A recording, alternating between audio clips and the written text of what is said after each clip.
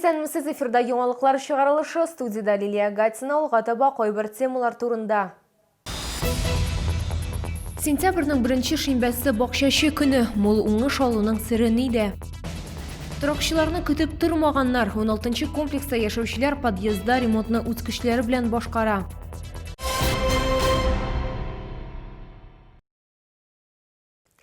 Соңгы тәүлектә Татарстанда яшәүче 25 кешедә COVID-19 диагнозы расланды. Чаллыда узган тәүлектә коронавирусның яңа очрагы теркәлмәгән. Шулай итеп, 7 сентябрьгә Татарстан буенча коронавирус белән авыруның барлыгы 6694 очрагы теркәлде. Аларның 5532-се терелгән, 20-се узган тәүлектә.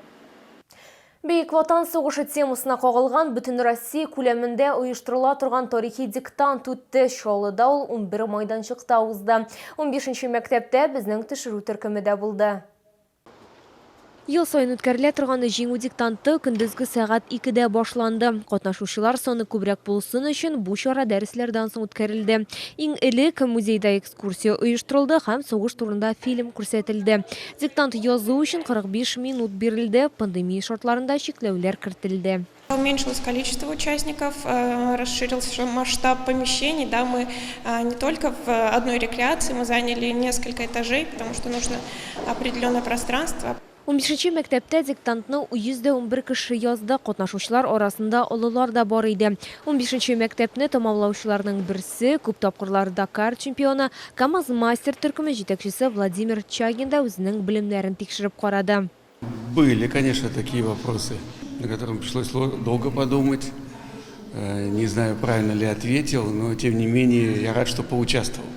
Быел җиңү диктантын 11 белем бирү йортында язарга мөмкин иде. Лилия Гатина, Валерия Новожилова, Сергей Вильданов, яңалыклар. Читтән ярдәм көтмичә үз көчләре белән ремонт башладылар. 16:09 йортында яшәүчеләр подъездда төзекләндерү эшләрен оештырган. Соңгы тапкыр бирдә 10 ел элек ремонт үткәрелгән. Инициатив төркеме белән бездә очраштык. Артур Королев 16:09 йортының 4-нче катында яши. Подъездагы соры төсләр кәефне төшерәди ул. Бу җайда ремонт өчен вакыт җитте дип аерым төркеп туплаган. Перед тем, как мы начали все это делать, я развешивал объявление, предлагал прийти ко мне в гости, можно прийти спокойно ко мне домой, попить чай, позвонить. Отклика сразу не было. Только когда мы начали заниматься этим проектом, когда мы начали долбить стены, когда мы начали что-то менять, вот после этого появилась какая-то обратная связь, но в гости ко мне еще никто не приходил, я жду, когда жители подъезда наконец-то дойдут. Кыска гына вакыт эчендә бер төркем җыелган, нигездә бу Артурның дуслары. Эш, гырлиде егетләр, бирдә яшәүчеләр тәмле ризыклар, җиләк җимеш белән сыйлыйлар. У нас участников 14 человек. Работа происходит в произвольной форме. То есть в определенные дни Артур назначает время. И кто уже может, просто подтягивается к этому моменту. И работаем 3 часа. В среднем это с 5 до 19:00. Шәһәрнең бер сәүдәчеләре барлык кирәкле материалларны бушлай бирергә ризалашкан. Йортка Ремжилстрой компаниясе хезмәт күрсәтә. Бу подъездагы агымдагы ремонт 2021 елда гына планлаштырылган. Оешмада халыкның матурлыкка һәм чисталыкка битараф булмавын хупладылар. Лилия Гатина, Диана Малярова, Сергей Кищенко, яңалыклар. Сентябрьнең 1-нче шимбәсендә Татарстанда бакчачы көне билгеләп үтелә. Хәзерге көндә миллион татарстанлы бакча эше белән шөгыльләнә. Һәм Чаллыдагы һәр 3нче гаиләнең үз участогы бар диярлек. Бакчачылар белән безнең төшерү төркемедә очрашты.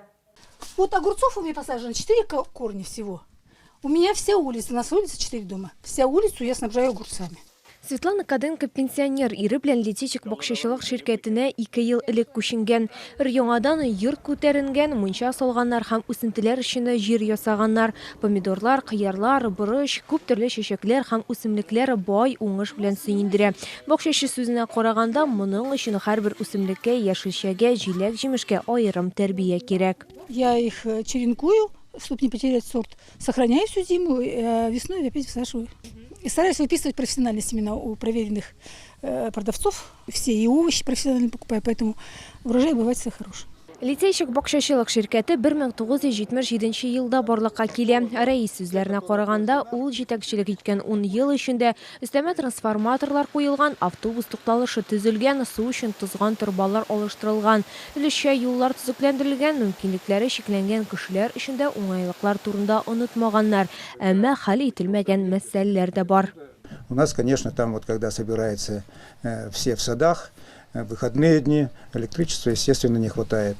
Вот сейчас, значит, пытаемся в 2021 году вот этот вопрос порешать и снять его с повестки дня. Тукай районы җитәкчелеге проблемаларына игътибар итәр һәм аларны хәл итүдә ярдәм кулы сузар дип өметләнә җирле халык. Лилия Гатина, Ленар Султанов, Яңалыклар.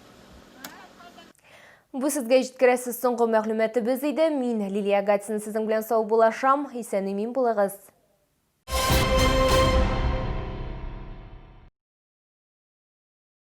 Нижегородский государственный лингвистический университет имени Добролюбова – это престижное образование мирового уровня. Изучение 3 иностранных языков при выборе любого направления. Телефон в Нижнем Новгороде 416 61 41.